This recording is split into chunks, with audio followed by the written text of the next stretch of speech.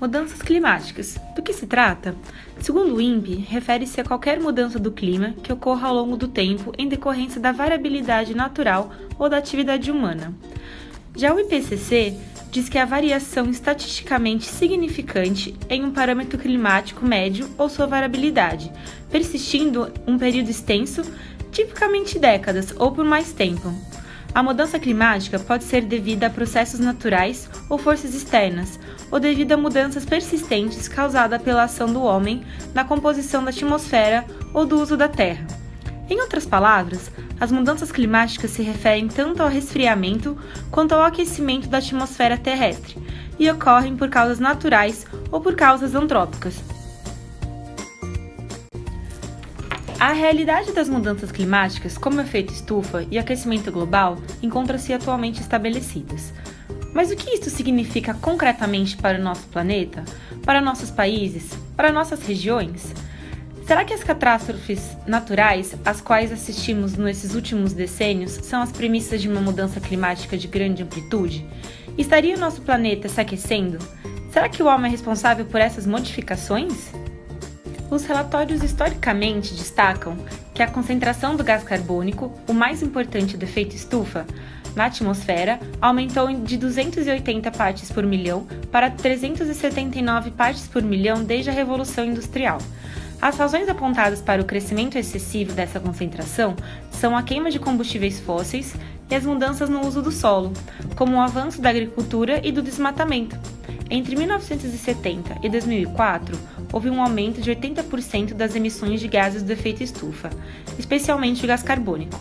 O efeito estufa é necessário para a manutenção do clima e importante para a vida terrestre no seu todo.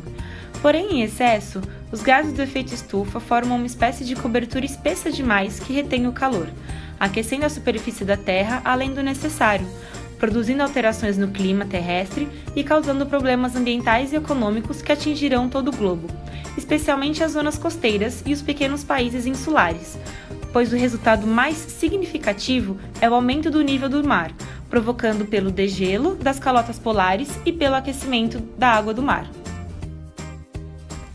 No último relatório do IPCC, de 2017, relata-se que o aquecimento aparece como inequívoco.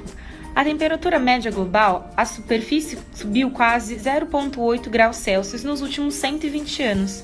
O nível do mar subiu quase 20 centímetros na média global durante o século XX. A área coberta com neve está diminuindo e as geleiras estão derretendo. E se alguém fizesse a seguinte pergunta: mas os gases estão aumentando na atmosfera? Como dito anteriormente, não há nenhuma dúvida de que eles estão aumentando, mas vamos examinar se esse aumento dos gases poderia não ter como origem o processo de combustão, quando queimamos o carvão, o petróleo, o gás natural, florestas e o produto final é o gás carbônico. De acordo com dados levantados por pesquisadores do INPE, o aumento do CO2 observado na atmosfera é aquele resultante da queima de combustíveis fósseis, da fissura de queimas, não é aquele liberado quando o vulcão entra em erupção. Há fissuras na Terra nas quais também surge CO2 inorgânico.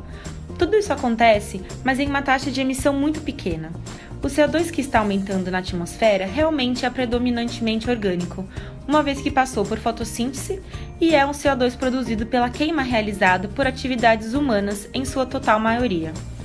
Alguns podem perguntar se não existiria outra explicação para o aumento de temperatura. Por exemplo, por que as emissões vulcânicas jogam uma quantidade muito grande de partículas e gases na atmosfera, o que teoricamente poderia também esquentar? Mas na verdade, a maioria dessas partículas reflete radiação. Portanto, os aeróis de vulcão esfriam a atmosfera e não esquentam, ao contrário do que se pensa.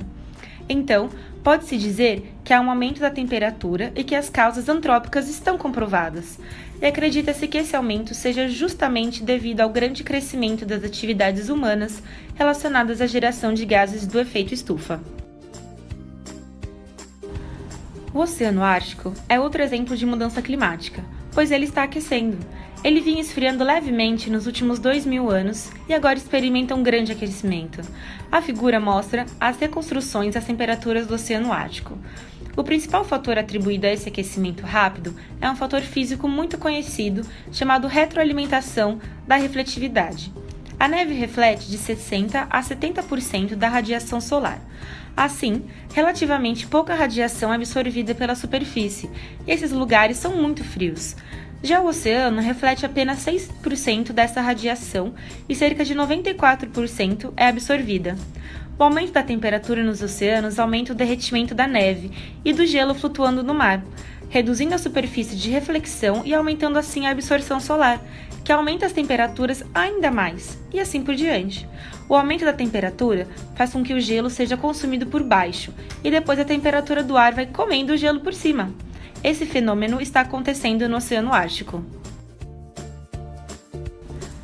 Agora falando no panorama nacional, as mudanças climáticas mais destacadas por alguns pesquisadores no Brasil são eventos como El Niño, que é o fenômeno atmosférico oceânico caracterizado por um aquecimento anormal das águas superficiais no Oceano Pacífico tropical.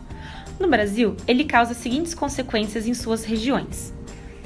Na região norte, ocorre redução das chuvas nas porções leste e norte da floresta amazônica, caracterizando algumas estiagens cíclicas para a região de florestas e aumento de problemas com as queimadas. Na região centro-oeste, ocorre aumento das chuvas durante o verão e elevação intensiva nas temperaturas na segunda metade do ano, quando já faz muito calor. Na região nordeste, geram secas severas nas áreas centrais e norte da região nordeste, afetando principalmente a região conhecida como Polígono das Secas, que passa a viver crises dramáticas relativas à escassez hídrica. Na região sudeste, ocorre o aumento das temperaturas durante o inverno e intensificação do regime de chuvas. E na região sul, ocorre manifestação de chuvas torrenciais, muito acima das médias históricas para a região, além da intensificação das temperaturas. Falando agora de secas, como a que ocorreu na Amazônia em 2005, uma das piores secas registradas na Amazônia foi causada pelo aumento da temperatura no Oceano Atlântico, que pode estar relacionado ao aquecimento global. Depois de observar a correlação entre a temperatura da superfície do mar e a precipitação na Amazônia, o pesquisador do INPE, Dr. José Amarengo, confirmou que a seca de 2005 não estava ligada ao El Niño, como a maioria dos anteriores, mas ao aquecimento das águas do Atlântico Norte tropical. Este aquecimento tem sido identificado por pesquisadores do Centro Nacional de Pesquisas Atmosféricas dos Estados Unidos como parte da tendência do aquecimento global, que foi de 0,7 graus Celsius nos últimos 50 anos no Atlântico Tropical Norte. Falando em saúde, com a poluição do ar que gera diversas doenças afetando grande parte da população urbana, no Brasil, o volume médio de partículas finas em suspensão no ar é de 15 UG por metro cúbico, enquanto a Organização Mundial de Saúde recomenda que o número não ultrapasse de 10. A pior situação fica na pequena cidade de Santa Gertrudes, no interior de São Paulo, considerada a mais poluída do país. São 44 UG por metro cúbico de partícula suspensa, principalmente devido à ação de indústrias de cerâmica. Além dos eventos já ocorridos no país, estima-se que com o aumento da temperatura, vários impactos possam vir a acontecer, sendo algum deles: no Nordeste do Brasil, as áreas semiáridas e áridas vão sofrer uma redução dos recursos hídricos por causa das mudanças climáticas. A vegetação semiárida provavelmente será substituída por uma vegetação típica da região árida. Nas florestas tropicais, é provável a ocorrência de extinção de espécies. A energia também é um ponto preocupante. Como as hidrelétricas são responsáveis por 85% da geração de eletricidade no Brasil, a redução do volume das chuvas em grande parte do país acarretará perdas significativas. Até mesmo o biocombustível sentirá o impacto, já que a elevação das temperaturas e a diminuição das chuvas inviabilizarão culturas como mamona e soja, sobretudo no Nordeste e no Centro-Oeste, fazendo com que essas culturas migrem mais para o Sul. A recarga estimada dos lençóis freáticos irá diminuir drasticamente em mais de 70% no Nordeste brasileiro, comparado aos índices de 1961 até 1990 e da década de 2050. As chuvas irão aumentar no Sudeste com impacto direto na agricultura e no aumento da frequência e da intensidade das inundações nas grandes cidades como Rio de Janeiro e São Paulo. Além disso, muitas culturas terão que se deslocar devido às temperaturas elevadas e à estiagem.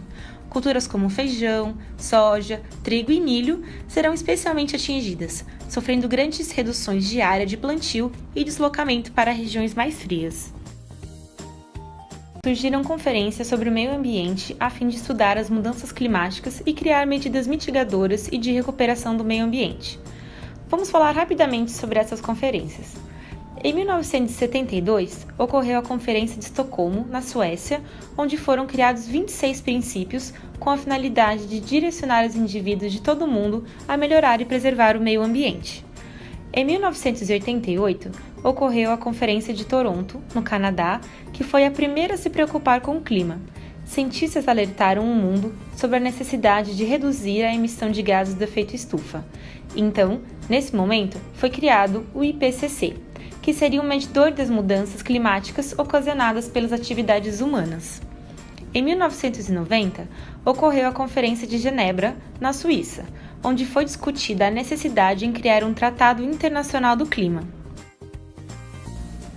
A conferência no Brasil, conhecida como ECO 92 ou Rio 92, ocorreu em 1992 no Rio de Janeiro, e nela foi criado um documento com o objetivo de estabilizar a concentração de gases do efeito estufa na atmosfera.